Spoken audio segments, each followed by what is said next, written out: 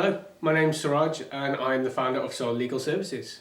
Equity partnerships are, it's a partnership with someone and you, instead of paying them considerable amounts of money that you might not be able to afford, you pay them a little bit less but you give them equity in the business. So they have a percentage and it might be 2 or 3%, it might be 20 or 30%. And the idea is that there's an expert or a number of experts out there that can really just take your business out of the water, and it can be considerably bigger and help people on a larger scale, make a larger impact without you having to pay thousands and thousands of pounds in consultancy fees per month to get these experts on board. So you'd pay them less, but they'd have a part of the business. And it's great because they then are a part of that business. I mean, when I'm doing it, I care so much more because I'm actually part of the business. I'm part of the brand. It's got my name on it because I've got the equity in it. So I really want to work. It's not just that I'm coming in and go, well, in 6 months I'm going to be gone and I don't care. That's not the scenario. This is going to be a long-term thing. And that's important. It's going to be a long-term relationship, right? So it's important for both sides to understand, do some due diligence. Is this the right person? And don't think just because you're the business that they've got all the leverage and they're bringing all these expertise to the table. Great, but if they're the wrong person, then it's only going to hurt in the long term. But that's how the partnerships work. So, and it's up to you how much you give. People will always ask, well, how much am I supposed to give?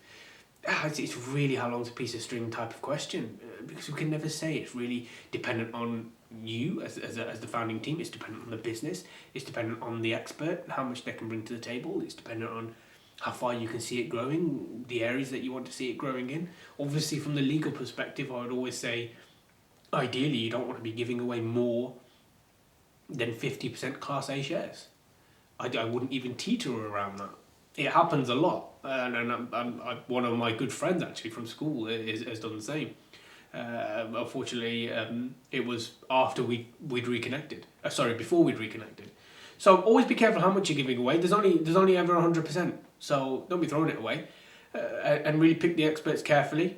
Pick what they can do, and what they can bring to the table. Really, a thing that I always do, which is really really interesting. I will always present. It's a real simple sheet where I give details of what I bring to the table, and the founder or the two co-founders will do the same, and we'll see if there's a gap. And last time I did one last week before, there was a humongous gap in marketing and sales expertise. So we know that either we need to hire, or we need to pay a agency, or it's going to be an equity split, because with this particular business I'm referring to, it doesn't have anywhere near enough cash flow to hire someone or to get an agency involved. So it's going to have to be an equity split unless they can get some funding from government or some grant funding, but that's only going to last a certain amount of time. And that's going to be really disruptive if you bring somebody in and then the funding runs out and they're gone. So that's where equity splits can really work. It's a long-term relationship and it can work so well. It can just take businesses out of the water, they just become humongous, and they just make such a great substantial impact. A lot of the businesses I work with are sustainable brands, especially in fashion, and they make such an impact. And we've now got to the stage where we're looking at statistics on a countrywide scale, and we're going, if all of these startups actually banded together, they'd make a bigger impact than us going to M&S and Primark or Shein and saying, well, you need to change the way you're doing this or you're doing that, and make such a substantial impact, because they're actually growing stronger and becoming more influential and more powerful than the bigger brands. And that's where they could be at. And that's how giving someone the equity split can help them. And they'll still be there in a few years' time once you're growing. Yes, you've got to give away the dividends to them when you're making a profit, but that's fine. It's consideration for them getting in at the early stages and not charging you their full rate. And they will take a percentage if you come to sell your business.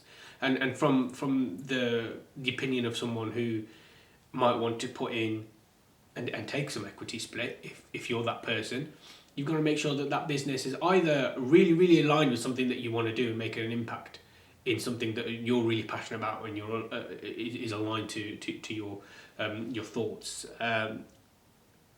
Because if it's not that, it's going to have to be something that either is going to be making a considerable profit or a profit, So the founding team is definitely wanting to make a profit, or they're wanting to exit. There's some sort of an exit strategy because either it's money or it's something that you're passionate about. Ideally, it's a mix of both.